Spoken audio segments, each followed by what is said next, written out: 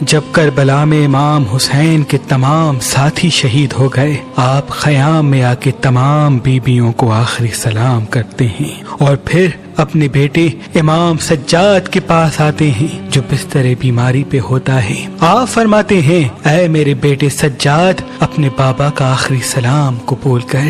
امام سجاد جیسے ہی امام حسین کو دیکھتے ہیں کہ آپ کے چہرے پہ علی اصغر کا خون لگا ہے اور نہ ساتھ عباس ہے نہ اکبر، تو آپ کہتے ہیں، بابا مجھے بھی اجازت دیں کہ میں میدان میں جا کے شہادت کا جام پی سکوں۔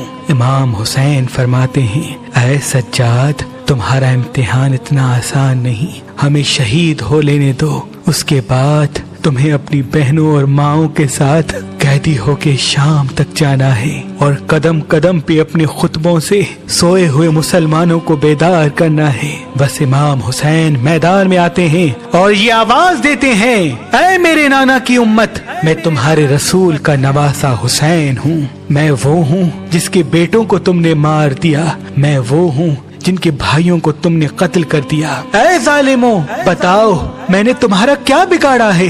فوج یزید ہنس ہنس کے کہتی ہے کہ اے حسین، یہ سب ہم تیرے باپ علی کے بغض میں کر رہے ہیں۔ بس اتنے میں عمر بن سعد کہتا ہے، اب حسین کی بات نہ سنو، حملہ کرو۔ تاریخ نے لکھا، امام حسین پر حملہ کرنے کے لیے فوج یزید کے 700 بڑے بڑے بہادر سیدھی طرف سے اور 700 بہادر الٹی طرف سے امام حسین پہ حملہ کرتے ہیں۔ علی کا شیر ایک ہی وار سے ان سب کو فنار کر دیتا ہے۔ اس کے بعد 2000 کا لشکر امام حسین کے مد مقابل آتا ہے۔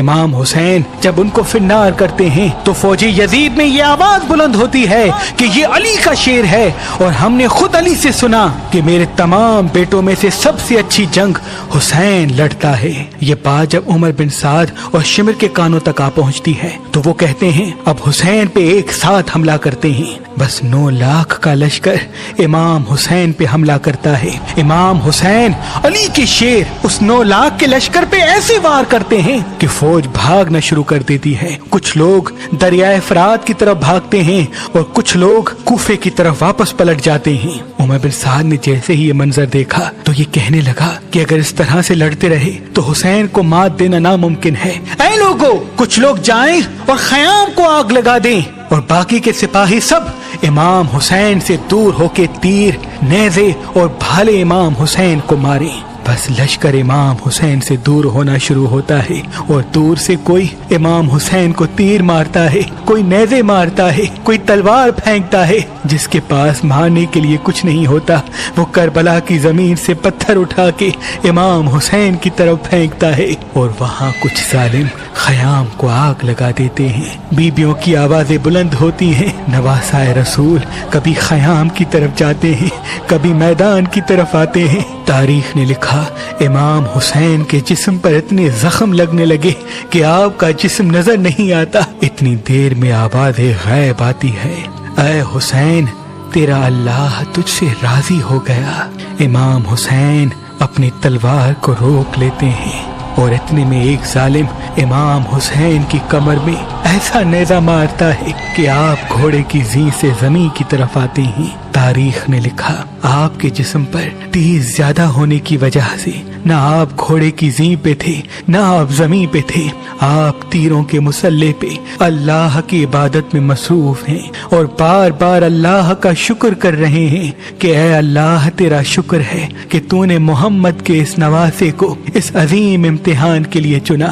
امام حسین جیسے ہی گھوڑے کی زین سے گرتے ہیں تو فوجی یزید میں ایک شور برپا ہو جاتا ہے کہ ہم نے حسین کو قتل کر دیا، لیکن وہ تیروں کی بارش رکتی نہیں، مسلسل تیر اور نیزے امام حسین کو فوج یزید مارتی رہتی ہے۔ اتنے میں وہ گھوڑا جس پہ آپ سواری کرتے تھے، جس کا نام مرتجز تھا، جو رسول اللہ کا گھوڑا تھا، وہ جب دیکھتا ہے کہ نواسائے رسول زمین پہ ہے اور رسول اللہ کی امت ان کو تیر مار رہی ہے، تو وہ گھوڑا امام حسین کا طواف کرنا شروع کر دیتا ہے تاکہ تیر اس گھوڑے کو لگ جائیں اور امام حسین کو تیروں سے بچا لے۔